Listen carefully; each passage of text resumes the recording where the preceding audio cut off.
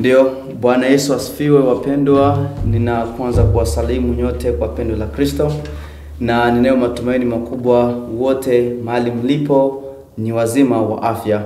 Leo tuko ndani ya bandarini kwa ajili ya kuweza kujifunza maandiko matakatifu ya Mwenyezi Mungu. Maana Mkristo aliyeokoka kweli kweli ni lazima awe na muda wa kujifunza neno. Na leo hatutakuwa na muda wa kuweza kukaa nikizungumza peke yangu, lakini tuko na mwalimu.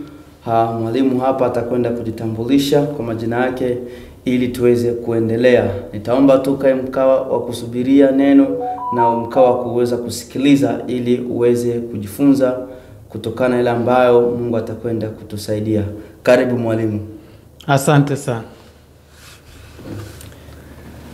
Kwa majina unaitwa nani? Jina langu mimi ni Shukuru. Ndio. Hilo ndilo jina langu.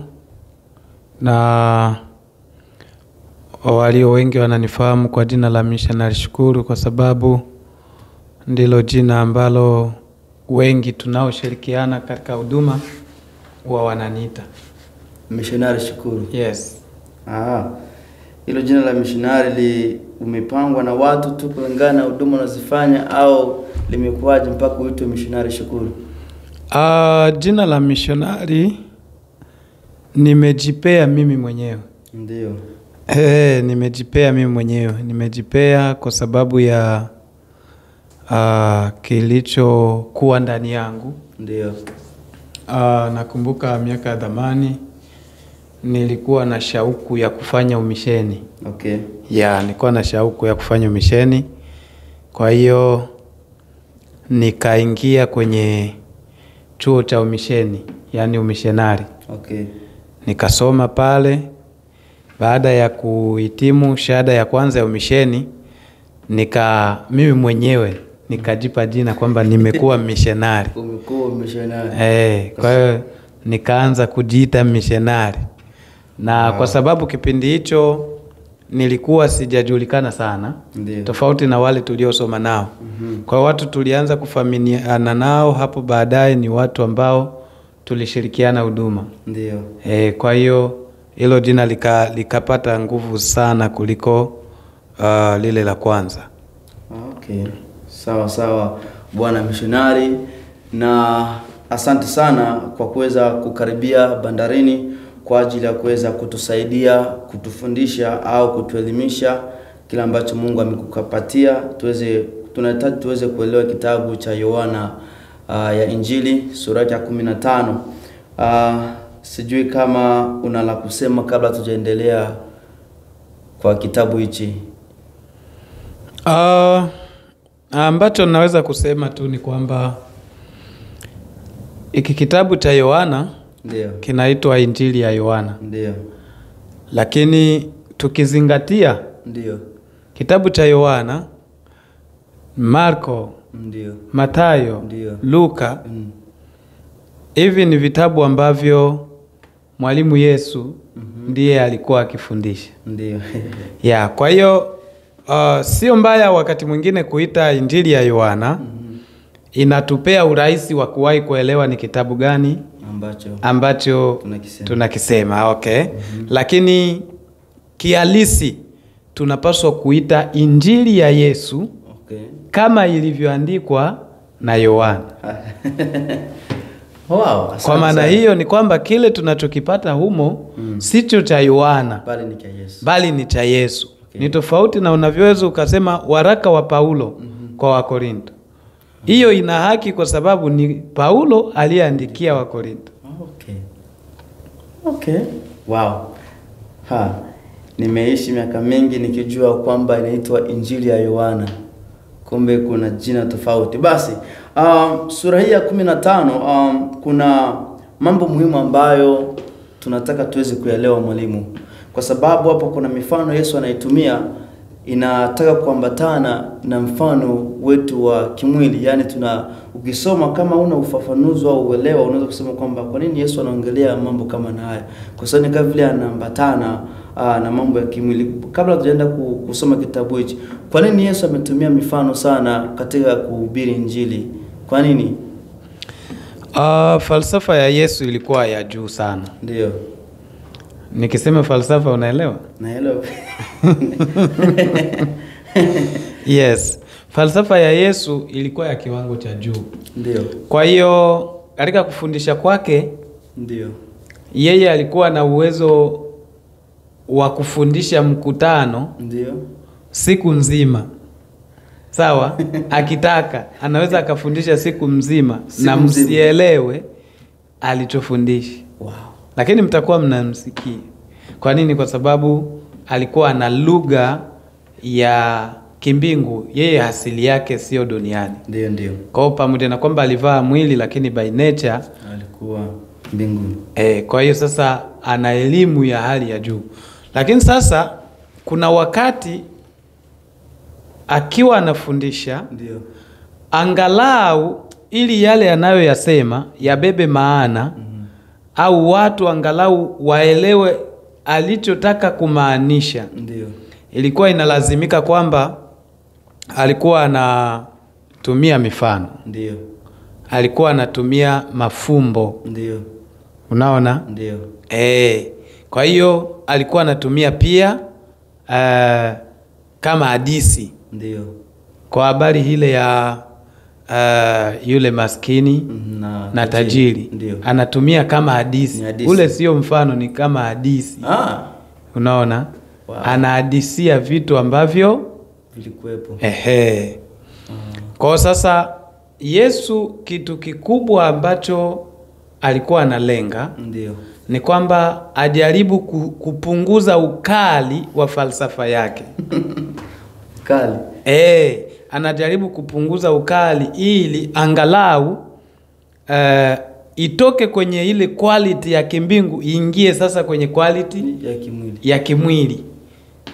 Unaona? Na sio tu kwa Yesu, hata Mungu mwenyewe wakati anazungumza na manabii zamani, na yeye alikuwa anatumia hizo lugha.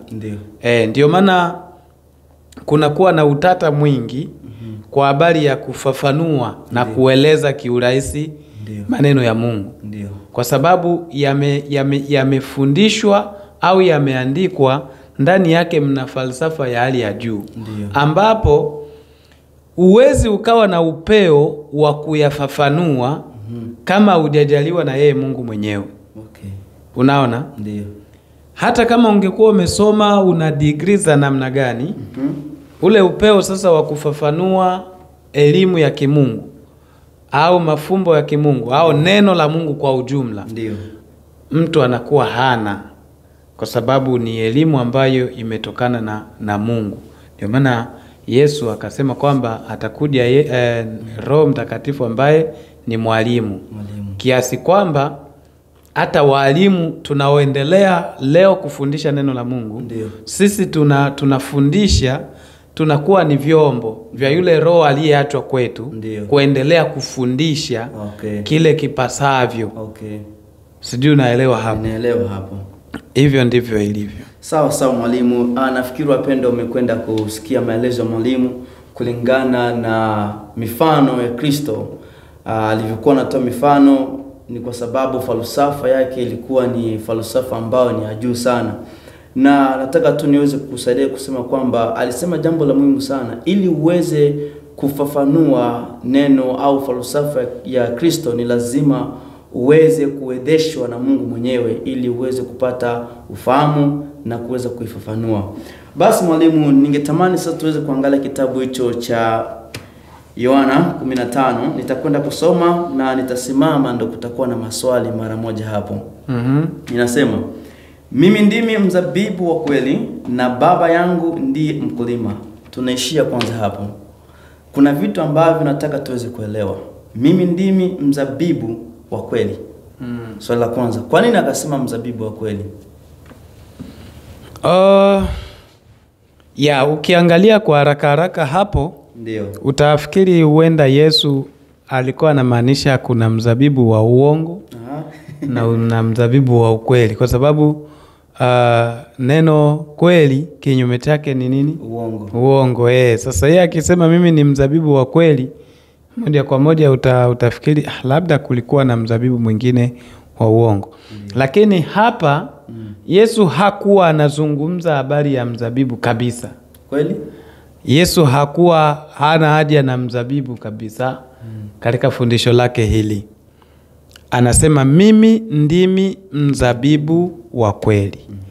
Na Baba yangu ndiye mkulima. Sawa? Ndio. Hapa Yesu anachokifanya ni mfano. Okay. Ambao hanauweka kwenye hali ya dunia. Ni mfano ambao Yesu anauweka kwa hali ya mwili. Yaani atoe vitu katika ulimwengu wa roho aviingize katika ulimwengu wa mwili. Ndio. Sijui unaelewa ninachomaanisha hapa. Katika ulimwengu wa roho aviingize katika ulimwengu wa mwili.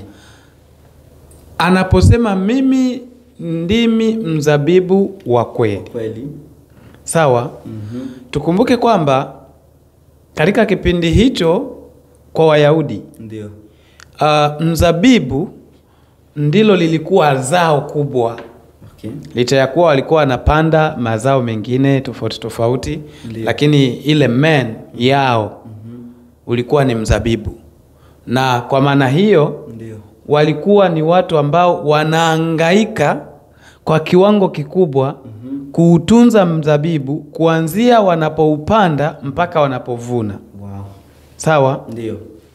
Kwa sababu mzabibu ni kama mazao mengine yoyote yale. Ukipanda usipoutunza vizuri, matokeo yake hautapata matunda au faida. Hautapata faida au utapata mazao mazuri. Sasa anasema mimi ndimi mzabibu wa kweli na Baba yangu ndiye mkulima. Sawa? Ndio. Hapo tuweke sasa kando habari ya mzabibu. Sawa? Ndio. Alichokuwa anamaanisha ni kwamba yeye Yesu ambaye amekuja kwetu kutoka mbinguni. Sawa? Ndiye ambaye ni chimbuko. Ukishuka hapo chini itatusaidia kubeba maana hapa tunapozungumzia kwamba yeye ni shina. Yaani ndiyo mzabibu wa kweli, kwa maana kwamba yeye ndiye lile shina ambalo likipandwa haliwezi likatoa uharibifu. Wow. Tunaelewana vizuri eh? Ndio.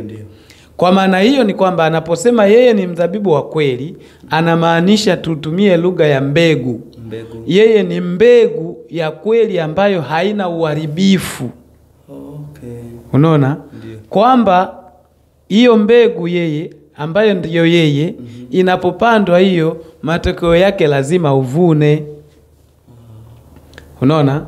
Na Baba ndiye mkulima. Anamaanisha kwamba yeyote ambaye amepandwa ndani yake ni lazima Mungu mwenyewe ndiye anahangaikia utunzaji wa huyo mtu. Kwa sasa tunaondoa habari ya mzabibu, tunaondoa habari ya mkulima. Sawa? Ndio. Alichokuwa anamaanisha Yesu ni kwamba unajua hawa wana mbegu nyingi. Ndio. Tangu zamani kuna elimu nyingi walizipokea. Ndio. Lakini sasa Yesu anataka waondoe kwenye misingi hiyo sasa. Kwenye saikolojia hizo waingie sasa kwake. Anawaambia mimi ndiye mzabibu wa kweli. Kwa maana kwamba yeye ndiye mbegu ya kweli ambayo hapo baadaye haizai mapooza. Okay. Na haizai mapooza kwa sababu mtunzaji sio mwanadamu. Okay. Ni Mungu mwenyewe. Alright. Wow. Hapo nimeelewa kiasi kweli. Sasa sura ya pili inasema kwamba au mstari wa pili inasema kila tawi ndani yangu lisilozaa uliondoa, na kila tawi lizalo ulisafisha ili lizidi kuzaa. Hapo kuna maswali hapa. Kila tawi, kwanza anasema kila tawi ndani yangu lisilozaa uliondoa. Na tunazaaje sasa tukiwa ndani ya Kristo? Ndio umesema tukiwa ndani yake tunazaaje? Tunazaa kwa njia ipi? Sisi uzazi wetu ni wa rohoni. Ndio.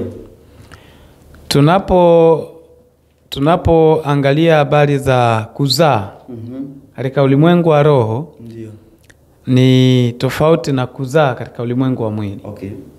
Kwa maana kwamba katika ulimwengu wa mwili kuzaa ni ukiwa na mke mnapata mtoto, mmefanyaje?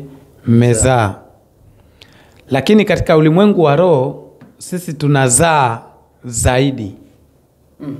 Yes, tunazaa zaidi.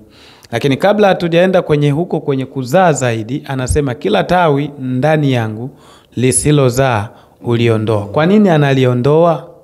Kwa sababu alizai. Kwa sababu alizai.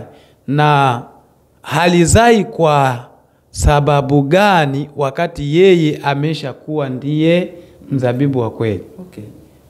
Kwa maana hiyo ni kwamba anaposema kila tawi ndani yangu lisilozaa uliondoa, anamaanisha kwamba hilo lilikuwa ni tawi ambalo halikutokana na mbegu yake. Okay. Tuko sawa? Ndio. Halikutokana na yeye. Ndio maana leo makanisani tuna shida. Tuna watu ambao anaweza akasema ameokoka. Ndio. Sawa? Ndio. Lakini ukiangalia msingi wake wa wokovu unapishana kabisa na Kristo. Sawa? Kwa hiyo sasa hilo ndilo tawi lenyewe ambalo halizai. Sawa? Na huo uzazi anausema Yesu hapa haina maana kwamba kama watu wengi wanavyotafsiri. Haina maana kwamba kumleta mtu kanisani. Kwa sababu matunda ambayo yanatarajiwa kwa kila aliye katika shina la Yesu. Okay. Sawa? Ndio. Tunda ambalo ni kubwa linalotakiwa kuonekana kwenye maisha yako ni tunda linalopasa toba. Zaeni matunda yapasayo toba. Matunda yapasayo toba ni mabadiliko baada ya kutubu. Okay. Sawa? Okay. Kwa hiyo zao la kwanza ambalo Yesu anatarajia kwenye maisha ya kila mtu aliyezaliwa au aliyetokana na yeye, mabadiliko, maisha mapya. Maisha mapya. Okay. Kwa lugha nyingine. Kwa hiyo sasa kila tawi ndani yangu lisilozaa uliondoa. Sawa?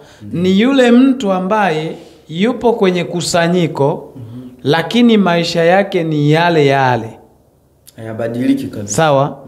Maisha yake yanapokuwa yale yale, yani vile wewe uliishi kabla ya kukutana na Kristo, ndivyo unaendelea kuishi hata baada ya kukutana na Kristo. Kwa maana kwamba wewe ni nini? Ni tawi lisilozaa. Okay. Sawa? Ndio. Na zingatia, uzazi tunao mwingi wa tofauti katika ulimwengu wa roho. Ndio. Lakini usipoanza na uzazi huu wa maisha mapya, hauna uzazi mwingine utakao ufanya.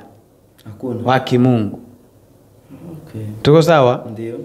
Kwa sasa unakuta ni mtu ambaye yupo kanisani. Ndio. Lakini hajazaliwa kutokana na Kristo. Okay. Labda amezaliwa kutokana na nini? Na baba ni mtu wa kanisa kuanzia nimezaliwa. Amezaliwa kuanzia utoto mpaka. Yes, na mimi nilikuwa hivyo. Yes. Yes, kuna mchungaji wangu mmoja pale Tanzania anaitaga wokovu wa urisi. Na mimi nilikuwa hivyo. Kwa maana kwamba kwa sababu niliokoka, nilizaliwa, wazazi wangu wanashiriki sepaki. Sawa? Ndiyo. Na mimi nikawa naenda humo Sunday school, kila kitu humo. Ikafika wakati nina umri wa mtu mzima wa kujielewa. Naingia kanisa. Kuna kipindi mpaka kwaya niliwahi kuimba na sauti yangu hii. Kisema hivyo unanichekesha, mimi kuimba. Yes. Lakini kuna maisha yangu ninayoyaishi. Unaimba lakini kuna maisha mengine. Yani tofauti hata na kuimba. Kuna maisha mengine.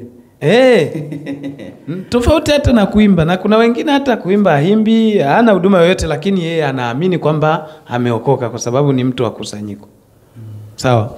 Kwa maana hiyo sasa naishi kanisani, lakini si kutokana na Kristo. Sawa? Na kwa sababu si kutokana na Kristo, kuna matunda ambayo nitazaa lazima, ambayo ni matunda yasiyotokana na Kristo. Unaelewa hicho kitu? Naelewa. Kwa sasa yeye anasema kila tunda lisilozaa nitaliondoa. Kwa maana gani? Kwa maana kwamba mtu yeyote ambaye maisha yake hayamfanani yeye Kristo, huyo sio wa Kristo. Huko ndiko kuondolewa sasa kwa hilo tawi. Yaani huyo sio wa Kristo. Kuondoa haina maana kwamba utaenda pale Friend Church utaenda kufukuzwa. Kristo anakuondoa kwenye listi ya watu ambao ni wa kwake. Unakuwa haupo kwenye hesabu yake. Okay. Hata uingie kwenye kusanyiko namna gani, vyovyote unavyoweza, hauna wa kwake. Yeye amesha kuondoa. Wow. Sasa mwalimu, hapo kuna maswali mengi. Yaulize hayo mengi. Hayo maswali ni kwamba kuna mchungaji wa mahali, si ndio? Na mchungaji amepewa kundi na Mungu hawezi kulichunga.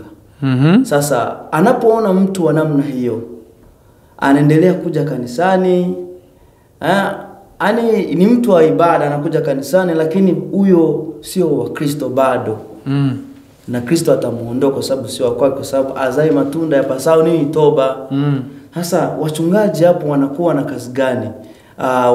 Wachungaji walikuwaje mpaka wachungaji wanashindwa kuelewa watu ambao wanaowaongoza, na mpaka watu waendelee kuja kanisani, mpaka hata kwanza na wewe ulipokea wokovu wa urisi, uliendelea kuwa kanisani, na mchungaji wako anakutazama tu. Hiyo inakuwa ni sababu gani kwanza? Kijana, unaanza kunichonganisha. Sijakuchonganisha, kwa sababu unaleta mfano ambao ulio hai na mwenyewe ni mfano mzuri wa kuweza kuchonganisha na wachungaji. Kusaidia kujibu hili swali. Sio tunachokuchonganisha na wachungaji. Kusema ukweli ni kwamba ndio makanisa ndio mara nyingi napendaga kutumia lugha madhehebu. Haya madhehebu, mfumo wa madhehebu ni tofauti sana na mfumo wa Kristo. Okay. Sawa? Ndio. Unajua kama Kristo aliwakataa baadhi ya watu kwenye mikutano yake? Nimepitia hapo, nimeona. Nimesikia amewakataza. Unajua kama Yohana alikataa kubatiza watu kwenye mikutano yake? Hiyo ni swali lingine hilo. Kwa nini? Nimeona hiyo fasi. Wale wazee wamekuwa na yes. Aliwaambia tokeni nyie. Yes. Okay. Yes. Unakuja kukuta kwamba sisi tuna kauli leo ambayo ndiyo inabeba madhehebu. Kwamba kanisani afukuzwe mtu. Sawa? Ndio. Lakini Mungu mwenyewe alifukuza watu kanisani. Wow. Mungu mwenye upendo, mwenye neema, mwenye rehema. Tena bora hata kufukuza kuambia toka. Sawa? Ndio. Anakufukuza na kuambia usije. Anakuondoa kabisa. Sasa nikisema hili najua bado lingali na kuchanganya, lakini ndio kazi nikimtafsiri Mungu naenda kuliweka sawa hapa. Mungu kwa mara ya kwanza alipoagiza kutengeneza mahali pa kusanyiko, ndio ilikuwa ni jangwani. Okay. Sawa? Ndiyo. Kwa sababu nyuma ya hapo tunaona kuna watu ambao walitembea na Mungu. Ndio. Lakini hawakuwahi kufanya kusanyiko yoyote. Ndio. Akina Ibrahimu na wengine huko nyuma. Ndio. Sasa kwa mara ya kwanza Mungu anataka kujengewa mahali pa kusanyiko. Ndio. Sharti la kwanza alilolitoa, yule kuhani anayetakiwa kufanya huduma ya madhabahuni, ndio, anatakiwa awe na vigezo vya utakatifu. Okay. Sawa? Ndio. Na mtu yeyote anayetakiwa afanyiwe huduma na kuhani mahali hapo, ndio, inatakiwa awe na vigezo vya utakatifu. Mungu akasema hivi, ukija vile unavyojisikia, ndio, hautarudi ukiwa mzima. Mungu atamuua. Yes. Kwa maana hiyo ni kwamba kuanzia hapo Mungu hana ushirika na mtu asiye wake. Asiye wake ni yule asiye kwenda katika mwongozo wake. Okay. Sawa? Ndio. Sasa hakuna mtu aliyeruhusiwa kuingia hekaluni akiwa na dhambi. Maisha yake ni machafu kabisa. Huyo haruhusiwi. Sawa? Na ukitaka kwenda hekaluni, palikuwa na birika pale nje.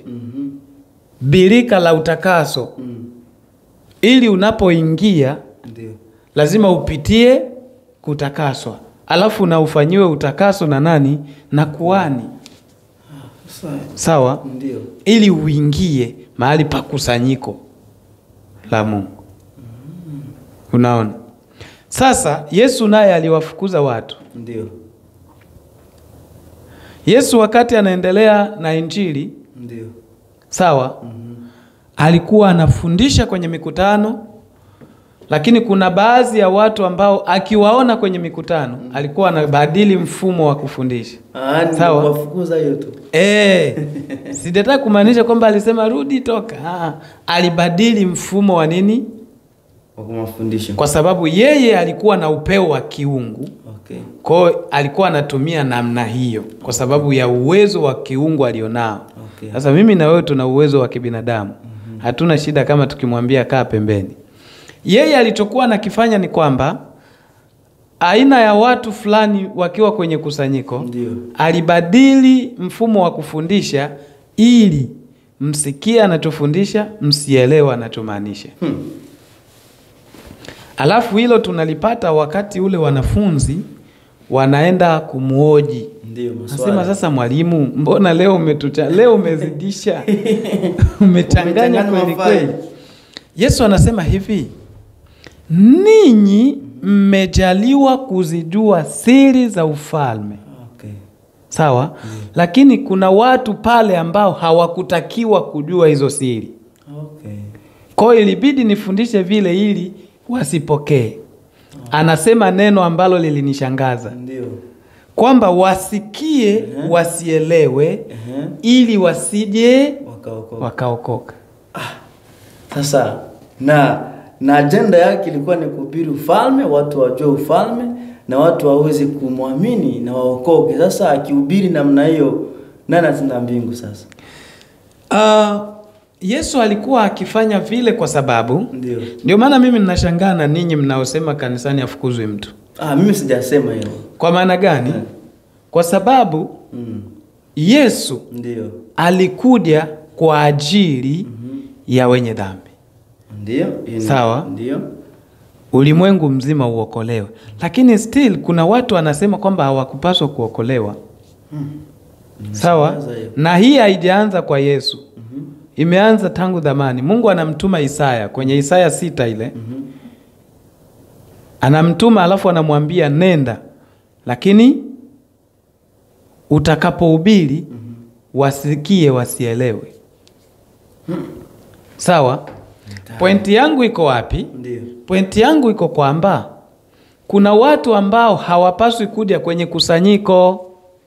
Kwa sababu kuja kwao kwenye kusanyiko ni kuliharibu kusanyiko. Okay. Sawa? Ndio. Yesu anajua kwamba shetani naye anafanya kazi ya kuzaa katika ulimwengu wa roho. Okay.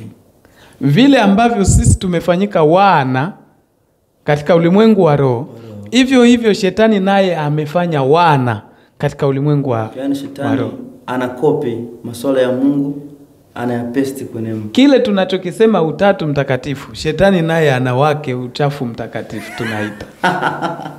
Uchafu mtakatifu. Wow. Kuna joka, kuna nabii wa uongo, na mpinga Kristo. Na kuna mpinga Kristo. Wow. Ako kamekunja kabisa. Ushaona hicho kitu? Kwa sasa yeye shetani anachokifanya kile ambacho Mungu anafanya, anachukua, lakini yeye haakopi na kupesti. Yeye anakopi na kuedit. Yaani anatengeneza sasa feki ya kile ambacho Mungu anafanya. Kwa maana hiyo ni kwamba shetani naye ana watu aliyokwisha kuwazaa tayari. Yaani ni watoto wa shetani katika ulimwengu wa roho. Wow. Sio watoto wa shetani kwamba wana mapembe kama mnavyozani shetani ana mapembe. Sio watoto wa shetani kwamba sijui ni wachawi. Hapana. Yaani kuna vitengo. Ndio. Yaani shetani anaweza akakuzaa wewe ukawa tu ni mpotoshaji. That's it. Hutaua mtu, hutaiba cha mtu, lakini unapotosha tu hapo. Sasa Yesu anachokifanya ni kwamba wewe hutakiwi kuja kwenye kusanyiko kwa sababu wewe umeshazaliwa katika ulimwengu wa roho. Itakuwa vigumu wewe kuzaliwa tena na Mungu katika ulimwengu wa roho. Unaona? Kwa maana hiyo ni kwamba ukija kwa Yesu utakuja lakini haukuzaliwa katika ulimwengu wa roho. Utakuja kwa sababu wenda mhubiri alikusisimua, ukafurahi. Wenda umeona binti kwenye kusanyiko, ukaja. Wenda vyovyote kutakuwa na kivutio pale ambacho kitakufanya uje. Kama makanisa yetu ya sasa, kuna mtu anakuja tu ili apate kanisa la kumzika. Kuna mtu anakuja kwa mazingira haya ya Marekani, kuna mtu anakuja kanisani kwa sababu apate angalau community. Unajua huku tuliko ni mbali na nyumbani. Niwe na vikundi vya misaada mbalimbali. Kila mmoja anakuwa na sababu yake. Lakini sasa huyo mtu anakuwa hakuzaliwa na Mungu katika ulimwengu wa roho. Kwa hiyo ndiyo maana fundisha unavyoweza, mabadiliko kwa huyo mtu ni ngumu. Amezaliwa kwa sababu amezaliwa na shetani.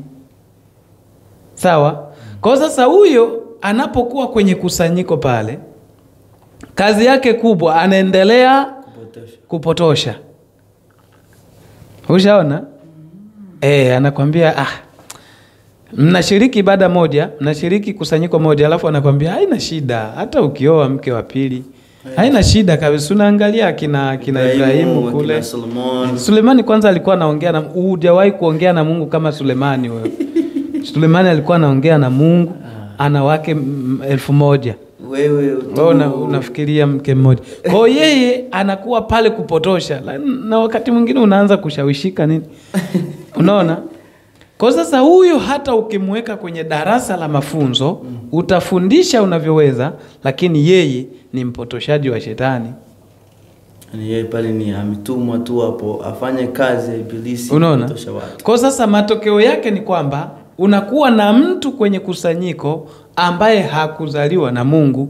Sasa huyu ambaye hakuzaliwa na Mungu, mwisho wake yeye utakuwa ni kukuharibia kusanyiko. Anahitajika kuondolewa. Afai kwenye kusanyiko. Afai kwenye kusanyiko. Sasa swala kuondoa leo ni vigumu sana kwa sababu anasema usihukumu, usije kuhukumiwa. Mungu ndo anajua. Mungu ni mwenye huruma. Wana namna jinsi wanatetea swala hilo la kusema kwamba hauwezi ukamwondoa mtu kwenye kusanyiko. Wanakuwa na vigezo mbalimbali ambavyo wanavisema. Kwa mfano ambayo iko maarufu sana ni usihukumu usije ukahukumiwa. Hilo swala wanakuwa wanalizungumza sana kabisa. Na unakuta hiyo ndio inakuwa inawapatia nguvu ya kuweza kuacha wale watu kwenye kusanyiko pale wanakaa, hata watapotosha, hata wataoa wanawake wawili. Yaani vyote watakavyofanya wao hawana shida. Unajua, ndio maana nimesema kuna vitu ambavyo tunajitengenezea sisi wa leo. Ndio. Na hiyo ni kwa sababu madhehebu mengi tunakuwa ni mataasisi ya kidini. Sawa? Ndio. Mataasisi ya kidini. Lakini kusudi la Mungu halikuwa la taasisi za kidini. Kusudi la Mungu lilikuwa ni kurejesha ufalme wake duniani. Okay. Pale niliposema habari ya kitabu kile cha Nabii Isaya, nimekitafuta hapa ili tusome pamoja kwanza. Maana kuna watu ambao wana huruma zaidi ya Mungu mwenyewe. Mungu mwenyewe. Anasema hivi, sita ngapi? Naanzia mstari wa 8. Anasema hivi. Ndio. Kisha nikasikia sauti ya Bwana akisema, ni mtume nani, naye ni nani atakaye kwenda kwa ajili yetu? Ndio. Ndipo niliposema, mimi hapa, nitume mimi. Ndio. Naye akaniambia, Ndio. enenda uwaambie watu hawa. Sawa? Sikia sasa haya maneno. Ndio. Enenda uwaambie watu hawa, Ndio. fulilizeni kusikia, lakini msifahamu. Wow. Fulilizeni kutazama, lakini msione. Uoneshe moyo wa watu hawa, ukayatie uzito masikio yao, ukayafumbe macho yao, wasije wakaona kwa macho yao, na kusikia kwa masikio yao, na kufahamu kwa mioyo yao, na kurejea na kuponywa. Wow. Ni hatari. Hasa hapa Isaya alikuwa mbinguni, alikuwa wapi? Maana kama vile Bwana anazungumza, anasema kwamba nani tumtume. Isaya akasema mimi hapa. Ukianza kwenye mstari wa kwanza utaelewa. Okay. Isaya alikuwa kwenye maono. Okay. Alikuwa kwenye maono ambapo alioneshwa akiwa kwenye enzi yenyewe. Ukiona maelezo yanavyozungumziwa hapo juu utaelewa kwamba alipata maono akiwa kwenye enzi yenyewe ya Mungu. Okay. Sawa? Hasa hapa Mungu anataka mtu wa kumtuma. Sawa? Ndio. Isaya anajitolea. Yeye hataenda. Lakini kilichonishangaza kumbe kumtafuta mtu wa kumtuma haikuwa juu ya kwenda kuokoa watu. Ilikuwa ni kwenda kufunga watu fikra au ufahamu. Kwa nini? Kwa sababu wamezidi kumwacha Bwana. Bwana amezungumza, amefika mwisho. Unaona? Ndio. Kwa hiyo maandiko yanasema kwamba unapozidi kuiacha njia ya Bwana na kwenda kwenye njia zako, Bwana ukuacha katika upotevu wako. Okay. Unaona? Ndio. Lakini Bwana hawezi akakuacha kwenye upotevu wako hajakujilia. Anakujilia kwanza kwa namna tofauti inategemeana na vile atakavyokujilia. Ukishindikana ndipo anakuacha. Okay. Sawa? Ndio. Hasa anapokuacha ukishazaliwa na shetani unakuwa ni agenti wa kishetani. Kwa hiyo sasa anasema hivi hapa 11. Ndipo nilipouliza, Bwana, hata lini? Naye akanijibu, hata miji hii itakapokuwa ukiwa haina wenyeji, na nyumba zitakapokuwa hazina watu, na nchi hii itakapokuwa ganjo kabisa. Sawa? Israeli, Mungu ameonya, amechoka. Kwa sasa inabidi Mungu atafute mtu wa kwenda kuwaziba macho, kuwaziba masikio, kuwaziba ufahamu, ili wabaki kwenye upotevu wao. Kwa sababu ya nini? Shetani ameshaingia kwao. Kwa hiyo ina maana kwamba wanatakiwa sasa wabaki hivyo hivyo, na anasema kwamba mpaka wafanywe kuwa watumwa. Sawa? Kwa maana hiyo ni kwamba Mungu ni wa huruma. Ndio. Kwa nini hakuja na huruma zake kwa Israeli? Hiyo ndio swali. Kwa nini? Sawa? Ndio kitu ambacho tunatakiwa kujua kwamba Mungu ni wa huruma, lakini pia ni wa hasira, na hasira yake imechangamana na wivu. Wivu, Mungu hapendi uenende tofauti na maagizo ya kwake kwenye maisha yako. Unapoenda tofauti na maagizo ya kwake, unamtia wivu. Sawa? Ndio. Kufanya vitu kinyume na Mungu ni sawasawa na kufanya ukahaba, kwa mfano wa mwanandoa. Sawa? Wewe una mke? Mke mrembo kabisa. Unaona? Sasa maumivu utakayosikia siku yoyote unayoweza kusikia kwamba mke wako sio alitembea na fulani. Ana mahusiano na fulani. Hawajafika hata kutembea naye. Tu ile kusikia na mahusiano. Moto unavyoweza kuwaka. Yale maumivu unayoweza kusikia. Sasa kwa Mungu ni zaidi na zaidi wewe usipotii na kufuata maagizo yake. Unaona? Kwa sasa Mungu anakuja na vitu hivi viwili. Rehema ndiyo inatangulia. Okay. Wewe usipoipa rehema nafasi kwenye maisha yako, anakujia na hasira. Okay. Sawa? Kwa sasa maisha ya kila mtu anayeishi duniani, Mungu anamjia kwa njia hizo mbili. Sawa? Ndiyo. Anakujia na rehema, kwa maana kwamba unatakiwa utubu. Ikishindikana ina maana kwamba umemkataa Mungu. Kwa hiyo inabidi sasa na yeye akukatae. Unaelewa sasa pointi yangu? Nimeelewa. Na ndivyo ambavyo Mungu alikuwa akifanya kwa Israeli. Anawajia na rehema. Wakishindikana anawakataa. Sio kwake tena. Sio kwake. Sawa? Okay. Kilichowasaidia Israeli ni kitu hiki Kimoja pekee. Agano la Ibrahim. Sio agano la kwao. La kwao walivunja kabisa. Na la kwao lilikuwa kabisa, yani wasingekuwa tena na Mungu mpaka sasa. Yani Mungu angekuwa ashaga achana nao. Lakini kwa sababu ya agano la Ibrahimu ndilo ambalo liliendelea kuwabeba. Okay.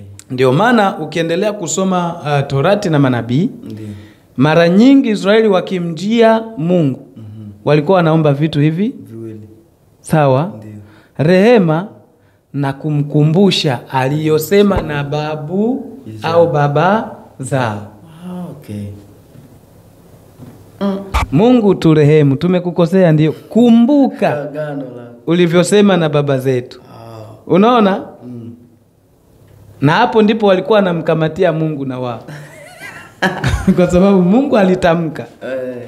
Kwa hiyo Mungu kabisa lazima kitimizwe. Unaona? Kwa sasa sisi leo tumemzidi Mungu nini? Hakuna.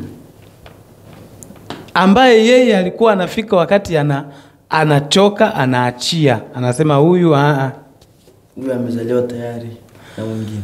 Sisi tunamzidi mtume Yohana nini? Ambaye Wayahudi wanakuja wanamwambia, mwalimu, na sisi tumekuja tubatizwe. Aliwaambia neno gumu. Nani aliwaonya na ghadhabu inayokuja kwa ajili yenu? Wow. Ninyi mmeshawekewa ghadhabu. Hiyo ndo maana yake. Ninyi ni watu wa ghadhabu. Mchungaji ambaye anaweza akakataa kumbatiza mtu leo, huyo ataonekana nafikiri itakuwa ni vigumu sana. Lakini Yohana alikataa kubatiza watu. Kwa sababu gani? Yohana alikuwa na uwezo wa rohoni. Biblia inasema palitokea na mtu alitoka kwa Mungu. Kwa hiyo alikuwa ameletwa na full package ya kimungu. Kwa hiyo jicho la rohoni alikuwa nalo. Sasa ukisema hivyo wachungaji wanatokea wapi?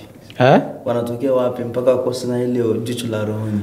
Wachungaji wa leo wanatokea njia tofauti tofauti. Okay. Kuna mchungaji anatokea njia ya vurugu na mchungaji mwenzake, amepatikana mchungaji huyo hivyo. Hiyo ndio njia yake ya kuja kuwa mchungaji. Kuna mchungaji anatokea njia ya kutamani kuitwa na yeye mchungaji. Na yeye hiyo inakuwa njia yake ya kufanya juhudi za awe mchungaji. Kuna mchungaji anatokea njia ya siwezi nikaongozwa na Bwana Moses. Kwa hiyo naye anafanya mbinu yake, amjagombana wala nini, lakini tu anadharau tu kijana Moses hawezi kuwa mchungaji wangu. Anatafuta njia hiyo. Kuna wachungaji wanaotokea njia ya baada ya kumaliza elimu za theolojia, na yeye anafanya juhudi mpaka awe mchungaji. Kuna mpaka na masomo ya uchungaji. Yapo. Yapo. Wow. Kwa akishasoma huko na yeye tayari moja kwa moja anaanza tafuta kuwa mchungaji. Kwa hiyo njia zinakuwa ni nyingi sana za kuwapata wachungaji. Sawa? Lakini hizo zote njia kwa ujumla ni njia ambazo sio mpango wa Mungu. Kwa sababu uchungaji unatoka kwa Mungu. Ndio. Na Mungu ndiye anakusudia nani anafaa, na sio tu uchungaji. Huduma yoyote. Huduma yoyote ni Mungu ndiye anamkusudia mtu kwamba huyu anafaa kwa nafasi hii. Okay. Sawa? Na Mungu anapokukusudia kwa nafasi hiyo, anakupa full package. Yote. Full package ya nini? Ya kinachohitajika kwenye hiyo huduma, chochote utakuwa na uwezo wa kukibeba. Kwa sasa ndio maana unakuta sasa tuna wachungaji ambao anaweza akawa na watu lakini hajali maisha yao ya rohoni. Hajali maisha yao ya rohoni. Anajali tu mtu aje kanisani. Akiwa anafikaga kanisani kila Jumapili, utakuta mchungaji anakuambia huyu yuko sawa. Yuko vizuri kabisa. Ambaye ana udhaifu ni yule aonekani kanisani wiki mbili, tatu. Ni Sunday hiyo. Unaona? Kwa wachungaji tulionao. Lakini mchungaji ambaye amewekwa na Mungu, hata huo unafika kila Jumapili on time. Sawa? Lazima upeo wa kimungu aliyoweka ndani yake atagundua huyu mtu ana upungufu fulani katika maisha yake ya rohoni. Okay. Sawa? Ndio. Kwa mfano mimi hapa Bwana Moses, nikikutana na wewe kwa mara ya kwanza na wewe ni mtumishi wa Mungu, nitajua wewe ni mtumishi wa Mungu. Nikikutana na wewe hata kama hujajitambulisha, mimi nitajua wewe ni mtumishi wa Mungu. Lakini pili, ukijitambulisha wewe ni mtumishi wa Mungu kwa nyadhifa yoyote ile na wewe hujakusudiwa na Mungu, nitajua kwamba wewe unaitwa mwinjilisti tu, jina tu, unaziba pengo tu lakini huna chochote. Nitajua. Kwa sababu gani? Ni ule uwezo wa kimungu ambao anaweka ndani ya mtu. Kwa sababu uwezi ukakutana na mdogo wako uliyezaliwa naye kwa damu alafu usimjue. Lazima utamjua. Hata kama mlipotezana kwa miaka mingapi. Lazima kabisa utamjua. Sawa? Labda itokee kwamba wewe ile tu uko mchanga, umetolewa hapa ukaenda huko, na mwingine akatolewa hapa akaenda huko. Amkuonanaga hata siku moja. Sasa sisi tunavipokea kutoka kwa baba huyu mmoja katika ulimwengu wa roho. Sawa? Aliyeniwekea kilicho ndani yangu ndiye anayekuwekea kilicho ndani yako. Kwa hiyo lazima kilicho ndani yangu kiambatane na kilicho ndani yako. Ndivyo ilivyotokea kwa Elizabeth na Mariamu. Ndio. Elizabeth amembeba Yohana, Mariamu anambeba Yesu. Walipokutana, ile tu kukumbatiana, maandiko yanasema Elizabeth akasikia kitoto kinacheza. Yaani Yohana alianza kucheza kwamba nimekutana naye. Bado yuko tumboni. Kwa hayo mambo yako hivyo Bwana Moses. Kwa hiyo mimi hapo niache naweka hoja yangu. Ndio. Au msimamo wangu. Ndio. Mimi kama ningekuwa msimamizi wa kusanyiko, mimi ningekuwa nafukuza watu kwenye kusanyiko. Ningekuwa ninafukuza watu. Lakini singekuwa ninafukuza watu tu kwa sababu tu amekuja na mfukuza, hapana. Yes. Inategemeana na umewekeza nini, kwa muda gani, matokeo ya huo uwekezaji ukoje. Ushaelewa? Kwa mfano nimekaa na wewe miaka 5. Alafu nina muda na wewe wa mafundisho mara kwa mara. Alafu nina muda na wewe wa vipindi vya maombi. Alafu maisha yako bado ni yale yale. Na nimekaa na wewe miaka 5 na kuondoa kwenye kusanyiko langu. Unamtoa kabisa. Yes. Kwa sababu siwezi nikakusaidia zaidi ya Mungu. Mungu ndio atakusaidia. Kwa sababu mimi muda wa kukaa na wewe ninapandikiza vya Mungu. muda wa wewe kubadilika au kazi ya wewe kubadilika, anayefanya ile operation ni Mungu. Sawa? Ndio. Sasa kama umepita muda wa kutosha hayapatikani mabadiliko kwenye maisha yako, ina maana kwamba yule Mungu hakupata nafasi kwenye maisha yako. Kwa sababu kama Mungu amepata nafasi, basi kubadilika ni rahisi.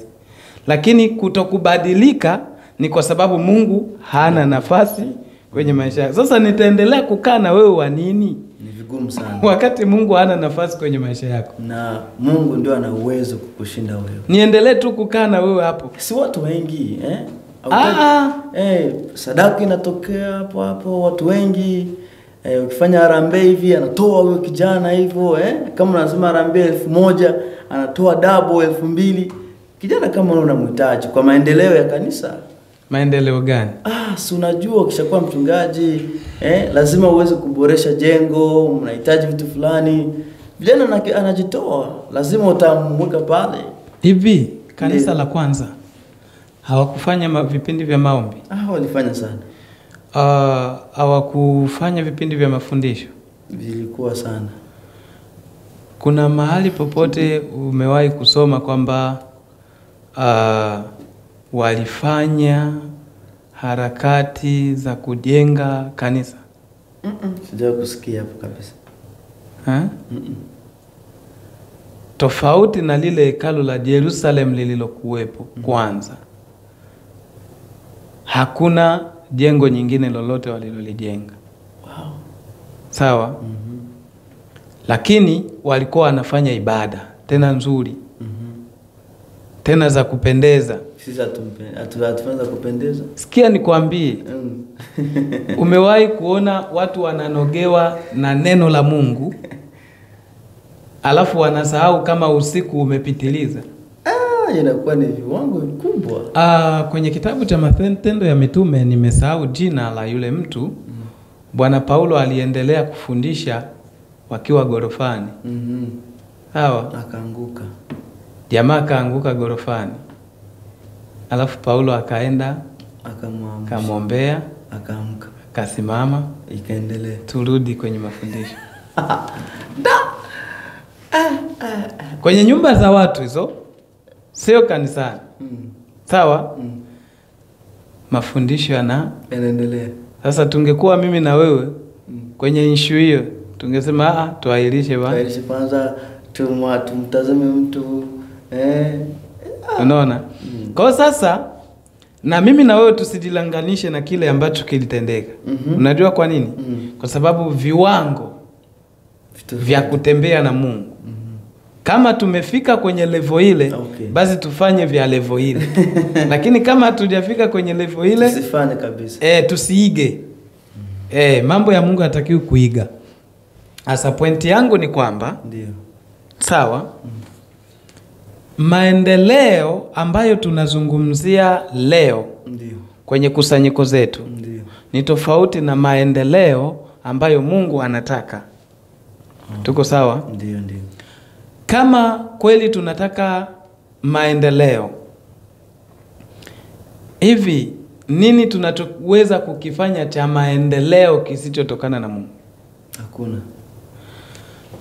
Mimi nilichomshangaa Mungu, ndio, wakati nilikuwa nasoma kitabu cha Kutoka, ndio, yaani Mungu ni fundi kweli kweli. Bwana Moses ni fundi kabisa.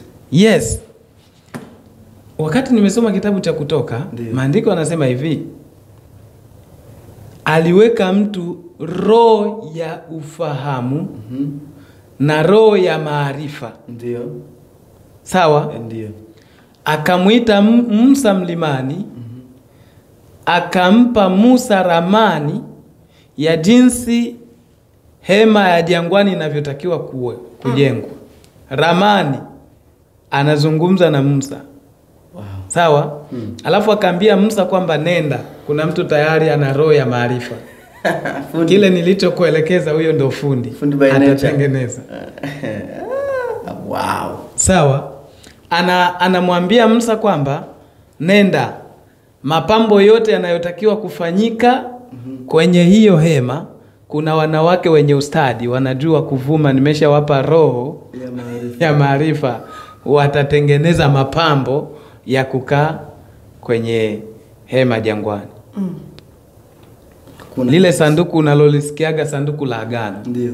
Mungu alisema na Musa, huku tayari kuna mtu amepewa maarifa ya kuja kutengeneza.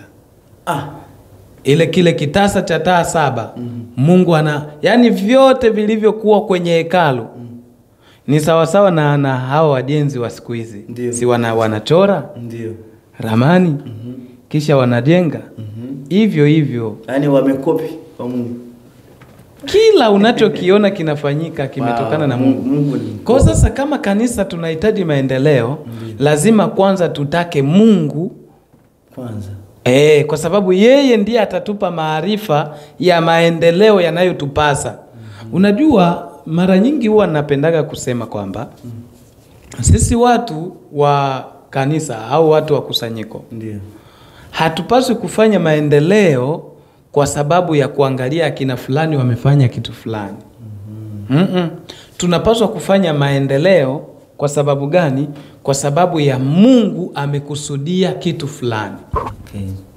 Unaona? Ndio. Maana ndani ya hayo maendeleo kuna anguko pia. Yakifanyika kabisa visivyokuwa mpango wa kimungu, kuna anguko. Mimi nimewahi kushuhudia mchungaji anasimama madhabahuni anasema tunajua kuna yale madhehebu wana transfer wachungaji. Ndio. Sasa unakuta mchungaji anasimama madhabahuni anasema mimi kwa kwangu hapa. Sawa? Wachungaji wamekuja wamepita, kukufanyika chochote. Kwa kwangu hapa mimi tuna shule, tuna nasari, sijui tuna viwanja, tuna mashamba. Kwa hiyo mimi ni kwa ajili yangu. Unaona? Sasa mtu akisema hivyo nini kimemkalia? Kiburi. Kumbe umeelewa. Tayari ameanguka huyo bila kujua. Hapo anajiona yuko shwari. Naomba kabisa. Anguko tayari ni kiburi. Ni kiburi. Kwa maana hiyo ni kwamba mimi sijapinga maendeleo. Mimi ni mmoja wapo wa kutaka maendeleo kuanzia kijamii mpaka kwenye kona zote. Lakini lazima kila maendeleo tunayoweza kuyafanya sisi tulio wa Mungu tuyatoe kwa Mungu. Ndio. Tukija kuyafanya kwenye kusanyiko yatabeba vitu vikubwa. Unaona? Kwa sasa kijana anayetoa pesa sana kwenye kusanyiko, huyo haleti maendeleo. Huyo analeta uharibifu. Sawa? Ndio. Inategemeana na ana Mungu au anachokifanya ni kwa msukumo wa Mungu au kwa msukumo gani. Yani in short atuhitaji hata uwe mtoaji wa namna gani, lakini uwe na Mungu kwanza. Yes. Mwingine atafuatia. Yes. Sijataka kumaanisha kwamba kutoa pesa na nini ni vibaya. Ni jambo la muhimu na la msingi. Kwa sababu hatuwezi tukafanya vitu vya kimungu bila hizo pesa. Ndio. Tuko sawa? Ndio.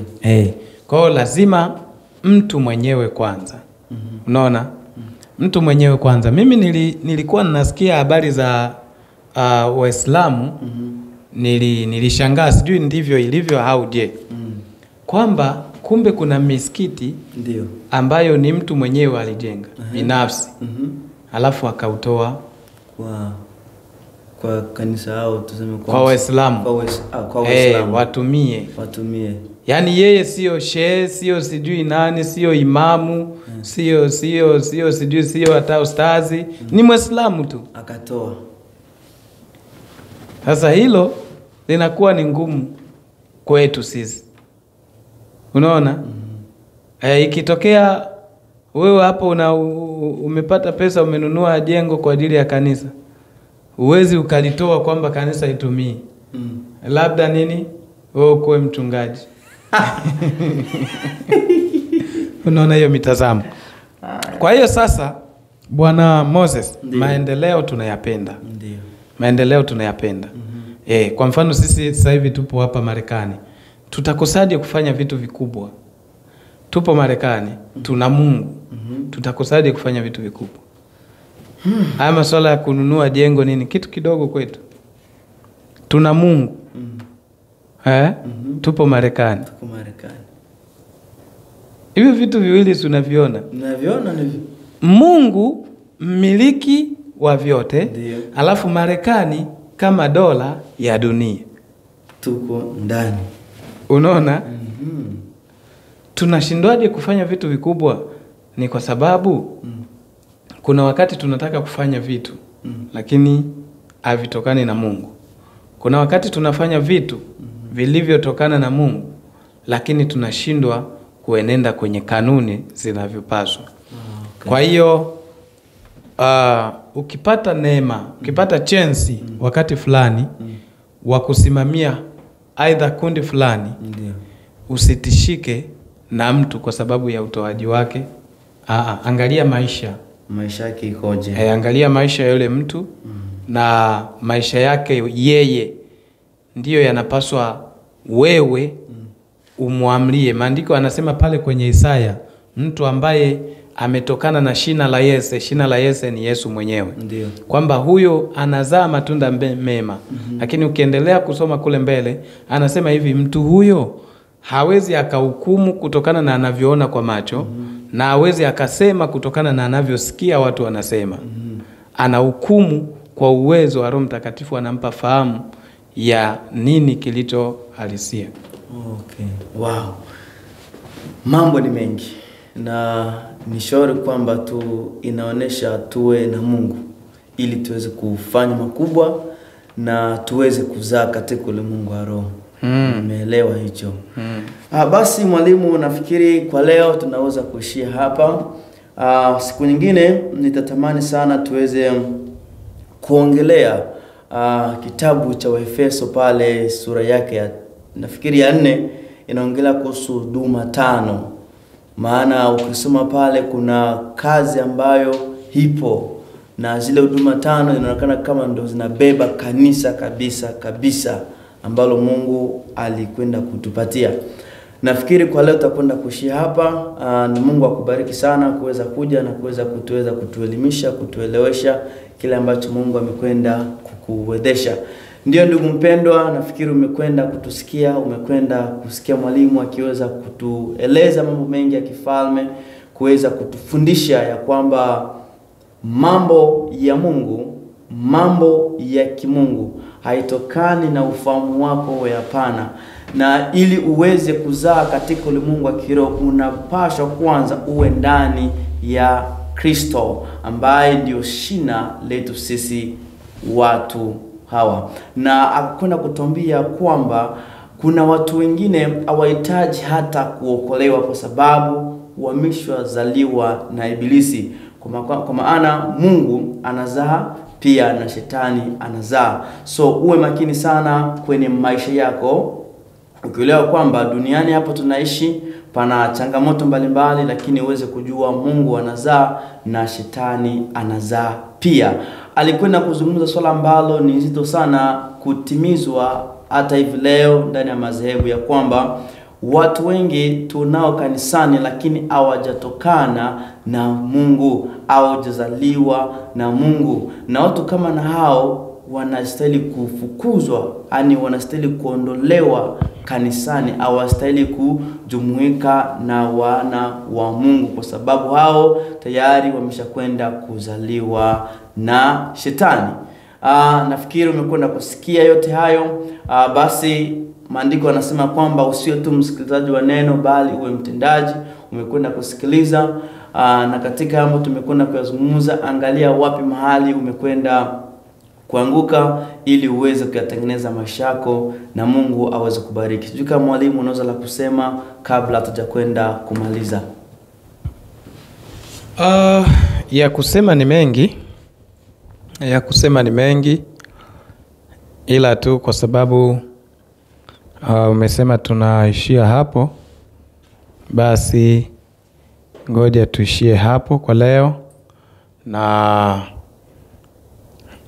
nafikiri kwamba ratiba zetu hizi za kuzungumza habari za maneno tofauti ya Mungu, tutaendelea nazo. Cha msingi tu, unapopokea maneno ya Mungu inakuwa ni jambo la msingi sana kuweza kukaa na Roho wa Mungu kwa ajili ya kulitafakari. Napendaga kusema neno moja, ndio, kwamba uongo, sawa? Ndio. Uongo, ndio, hata kama ukikaa miaka 1000 ndio, ukiwa unafikiria kuwa ndio ukweli, unabaki ni uongo. Wow. Hauwezi ukabadilika kuwa ukweli kwa sababu umekaa moyoni mwako kwa miaka mingi kwamba ni ukweli. Haiwezekani. Sawa? Ninapozungumza hivyo ninamaanisha kwamba yapo mafundisho mengi, ndio, ya mapokeo, ndio, ambayo watu wamefundishwa kuanzia ni watoto wadogo, bado wachanga kabisa. na mpaka na wengine wamekuwa na wajukuu leo.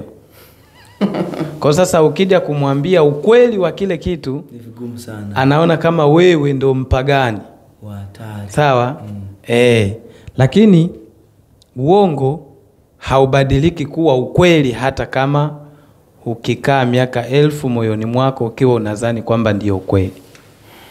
Wow. Sana. Kwa mfano Christmas, si unaamini kwamba umeaminishwa kwamba ni kuzaliwa kwa Yesu? Nilikuwa nimeaminishwa kwa miaka mingi. Miaka mingi. Kwa sasa ukija kuambiwa sio kuzaliwa kwa Yesu, unaona kama mtu amekuwa mpagani. Kwa hiyo nafikiri kwamba kwa nafasi ambayo hii tumeipata, tutakuwa tunazungumza maneno ya Mungu katika uhalisia wake. Kweli. Na ndio maana huduma hii inaitwa Nuru Ing'aayo Toka Gizani. Sababu watu wapo kwenye giza sana. Kwa hiyo tunajaribu kuleta kile ambacho Mungu ametupea kama nuru ili iangaze kwenye mioyo na maisha ya watu. Kwa hiyo karibu sana kila mmoja ambaye tumekuwa pamoja, basi itakuwa vizuri kuendelea pamoja zaidi na zaidi kwa ajili ya utukufu wa Mungu. Asante. Asante sana. Ndio, ni sisi tuko hapa sio kwa uwezo wetu, bali ni kwa uwezo wa Mwenyezi Mungu kuweza kukuambia kile ambacho amekwenda kuwekeza ndani yetu. Basi sikia, fanya matendo. Asante na Mungu akubariki.